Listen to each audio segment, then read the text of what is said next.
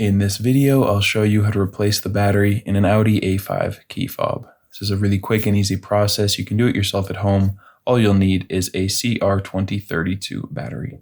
If you'd like to get one of these online, go ahead and check out that link down in the description. That first link will take you over to Amazon where you can find this battery for a great price. Now, all we want to do is find these two buttons on the bottom on this key ring part. Just hold them down and pull out this internal key.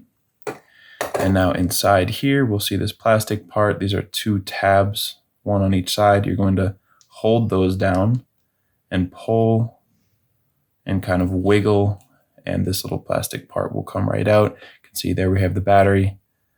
Just simply remove it with your fingers. Go ahead and grab your new 2032 battery. When you're putting it in, make sure that this positive side that has the plus sign on it is facing down.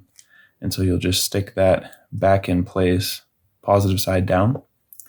And now from here, I believe,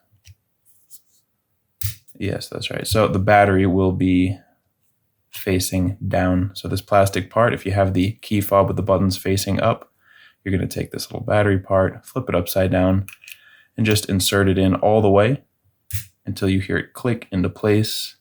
And of course, you can just put your key back in there. And with that, you are finished.